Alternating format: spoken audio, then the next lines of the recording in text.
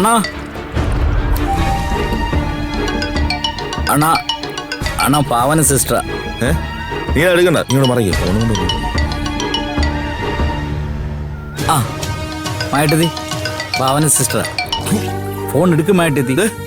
മായ നീ എടുക്കണ്ട ഫോണ്, ചുമ്മാ നീ ഒന്ന് വാ ഇങ്ങോട്ട്.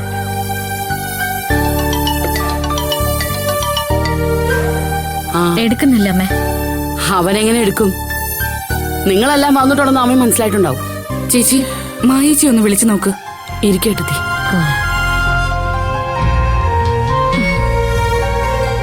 മായേച്ചി എടുക്കുന്നില്ലല്ലോ. മനഃപൂർവ്വം എടുക്കാത്ത തന്നെയാ. വേണ്ടാത്തവരെടുക്കണ്ടെന്നേ.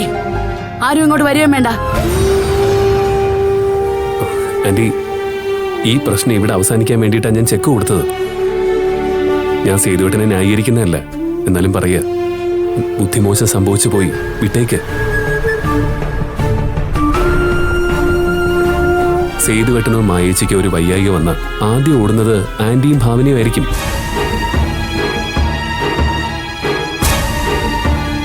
അതുപോലെ ഭാമ ഇതുവരെ പറഞ്ഞതൊക്കെ പോട്ടെ, ഇനിയൊന്നും പറയാൻ പോകരുത്.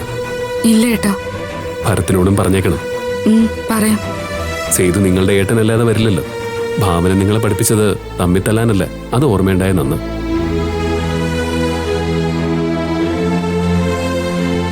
ഭാവന, ആരും എടുത്തില്ലെങ്കിൽ രമേശനെ വിളിക്കാം. നമുക്കവരെ തള്ളിക്കളയാൻ പറ്റില്ലല്ലോ.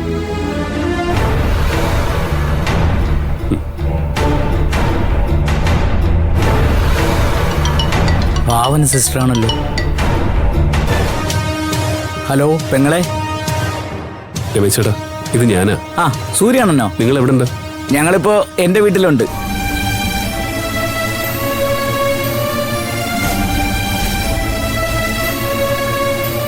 രമേശേട്ടന്റെ വീട് ഏത് ഭാഗത്തായിട്ട് വരും?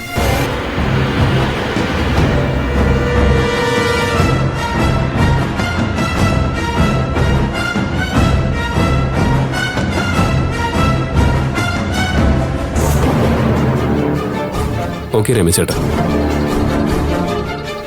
രണ്ടാളും രമേശേട്ടന്റെ വീട്ടിലുണ്ട്. നമുക്കൊന്ന് പോയിട്ട് വരാം.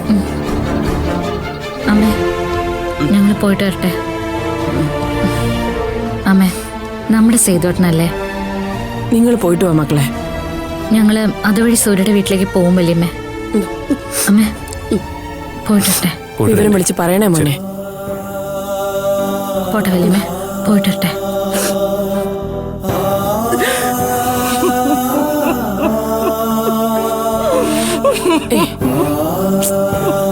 ഗായത്രി, നീ നോക്ക്.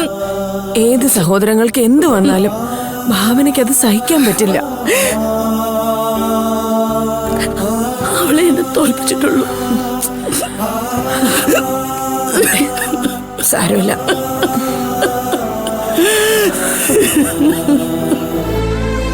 മായേ വാ. സേതു അണ്ണനും മായിട്ടെത്തി ഫോൺ എടുക്കാത്തോണ്ടാ സിസ്റ്റർ ഇങ്ങോട്ടുള്ള വഴി ചോദിച്ചത്.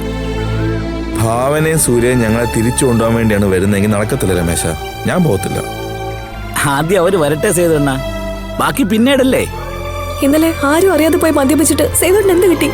നല്ല സുഖമായിട്ടുള്ളൊരു ഉറക്കം കിട്ടി.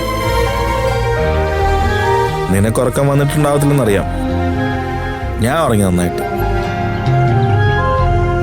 മായ, നീ ധൈര്യമായിട്ടിരിക്കുക. നമ്മളോട് ഇറങ്ങിപ്പോവാൻ പറഞ്ഞ അമ്മ തന്നെ നമ്മളെ തിരിച്ചു വിളിച്ചിരിക്കും. അപ്പോ അമ്മ വിളിച്ചാലേ സേതുവേട്ടൻ വീട്ടിലേക്ക് വരുള്ളൂ അല്ലേ?